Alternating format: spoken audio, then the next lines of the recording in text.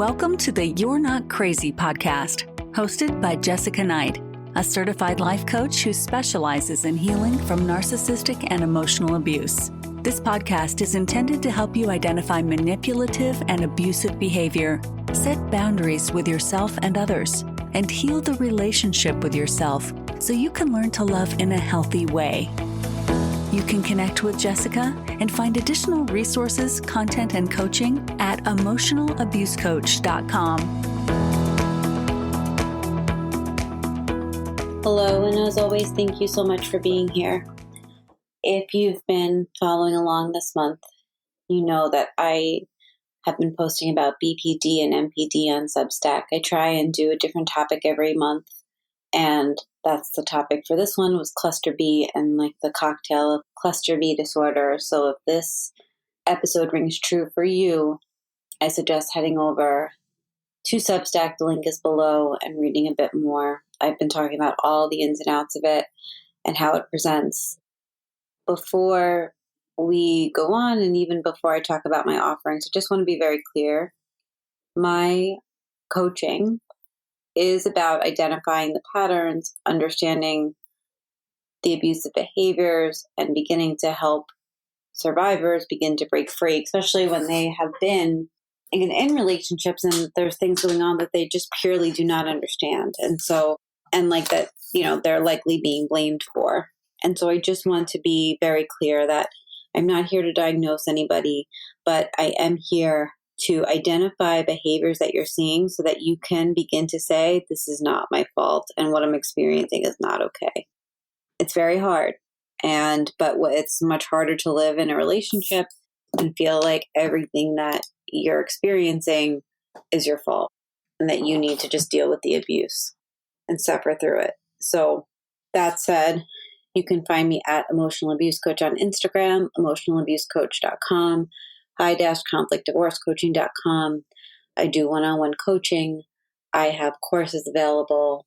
I have one-off coaching as well, if that's a better fit for you, rather than consistent coaching.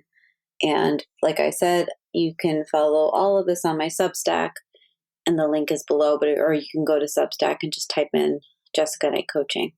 And so the topic I want to talk about today is the outburst that's not about you and the emotional storms that can happen in a relationship with somebody who has borderline personality disorder or traits of BPD. As I go through this, I might say if a person has BPD, but what I want you to remember is that it's if they have traits of BPD, obviously from where I sit, I can't tell you that they do, but we can certainly see the traits just like we can see in narcissists. If you've been in a relationship with somebody that has BPD or traits of BPD, you've probably lived through moments that felt less like conflict and more like just an emotional warfare. One second you're talking, the next it's like a war zone. You're accused, attacked, shut out, dragged back in, spun in circles, and it feels like there's no end in sight. And it really does feel like it flips your nervous system inside out, and it's disorienting, especially because you have no idea what just happened, because who would? It's exhausting because nothing gets resolved. And a lot of times these outbursts come out of nowhere, and you might try and calm them down, might try and defend yourself. You may even lose control yourself because accusations are so absurd and the escalation so fast that you just can't keep up with what's going on. But then when it's over, it's even more confusing because they likely carry on like it didn't happen. There's no insight or accountability or acknowledgement that something might be missing in their emotional toolbox. And then they're going to get mad that you're not over it yet. And I know this because I lived it. It's not just rage. It feels like a temper tantrum. What you're experiencing probably isn't what you think it is. When somebody with BPD has one of these episodes, it looks like an explosion, but it's something else. It's actually a flood of unprocessed emotions. They're usually feeling abandonment, panic, shame, helplessness, fear, all crashing into each other at once. And their nervous system is on fire. And they're trying to survive it the only way they know how, and that's by externalizing it. And that's why you might see these sudden mood shifts, wild accusations, or full-blown meltdowns. It's not strategic, it's reactive. Just because it comes from a place of pain doesn't make it safe. it's still abusive because they're not in control of what is happening and they're blaming you for it. A lot of times this includes a lot of screaming or sobbing, angry rants, circular arguments, refusal to disengage, to just take space, wild accusations or distortions, pacing, yelling, they can hit walls, and it's a refusal to be calm, even if you quote unquote give them what they want, what they're asking for. And that doesn't describe somebody that's furious with reason. It describes someone who's emotionally lost control. And in these moments, you're not engaging with an emotional equal. You're engaging with the emotional logic of someone much younger, because that's when the skill never got built. And if it feels like a tantrum from an 8-year-old, it actually might be. And if you think about it, or if you have an 8-year-old, or if you have a child, like, you can't reason with tantrum. And that's where a lot of us get stuck. It's where I got stuck, because this is an adult. So we expect them to hear us. We try to explain. We think that if we just love them enough, or stay calm enough, or say the right thing, that they'll sort of come back. But they can't, because in that moment, they're not present as an adult, even if they look like one and blame like one. They don't know what they want. They don't know how to ask for it. They're terrified that you'll hate them, leave them, or abandon them.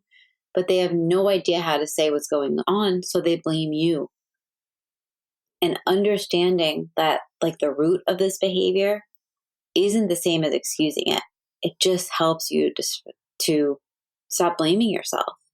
And that's the reason that I'm explaining what this looks like today and kind of naming the temper tantrum, because I've been on the other side of this and I've been sitting there wondering what the hell is going on and having no idea. Because how would I? How would anybody? Right? My partner, my ex-partner, it would come out in tons and tons of emotion, sobbing. And I've had other clients that have told me it comes out in rage. And it could look like both. It could look like one or the other. But the point is that they're not looking at the root of their behavior, because a lot of times something like this will happen and you may still be spinning. Maybe you didn't sleep. Maybe you just sat there crying. Maybe you tried to get them out of it. Maybe it was the 15th time and you didn't want to do anything anymore, but they move on. Just another day. But this is still abuse, even if it comes from dysregulation, even if they don't mean it, even if they're hurting, because you're still absorbing the impact and you're being harmed. You don't feel safe. And you likely have told them, I don't know what to do in these situations, or I can't handle this. What I said was I don't have the skills for this. You need to kind of get help with this. I was told that I wasn't compassionate. The only person whose tantrum I'm going to be around for is my kids. That's it. But a lot of times their tantrum wants to pull you into their dysregulation, because if you lose control, they're not alone in their chaos. If they can make you yell, cry, spin in circles, or beg, then the focus shifts from their pain to yours. And that's the trap. And so I want to share what changed things for me, because I think it will help. You don't have to match their chaos. You don't have to fix it. You just have to stay in control of you. It felt really cold when I started to do this, but I separated myself. I didn't try and fix it. I didn't try and understand. When the 12th time that it happened, I was done. I was like, I'm not getting in it, because I know where this is going to go. It's going to end up with me crying, feeling hopeless. And then the next day, I still have to get over it and move on. And when it starts and when the accusations start flying at you and you're like, here you go again. You said that we wouldn't do this. You just stop explaining, arguing. You stop trying to make sense. You just observe. Notice their body, their voice, the mismatch between what they're saying and what reality actually is. And you can just ask yourself, and this is what I did. I'd be like, how old is he right now? What does it remind me of? How is this pattern similar? I observed, because that at least kept me in my own body. And what I observed was every single time this happens and every single time we repair after, he tells me I can name it and he'll stop in the moment. When I name it, he doesn't stop in the moment. He doubles down. So I learned I couldn't trust that. It's not easy. It's not easy the first time. It's not easy the first 10. But once you start seeing the outburst for what it really is, an unregulated child's panic attack inside of an adult's body, you start moving a little bit differently, because it helps you to stop defending yourself, stops internalizing the blame, and you stop spiraling in their storm, right? So you're not going to argue with them in it. And the more you do that, this is a boundary, the less power they have to pull you in it. It's really not your job to teach them. Like, this is their job. Like, they know that this is happening. And if they don't, that's a bigger problem. But this is like, they need outside help for this. You can tell yourself, this is not about me. This is a skill they never learned. Your job is not to teach them. It's to keep yourself safe.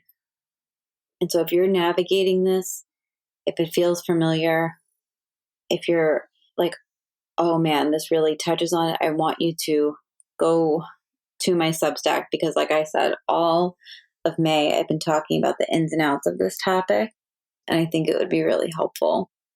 I really hope that this was validating for you. And if you need anything, if you need support, you can always reach out to me at Emotional Abuse Coach on Instagram, emotionalabusecoach.com, and look at all the courses and things available that are in my show notes. I really hope this was helpful.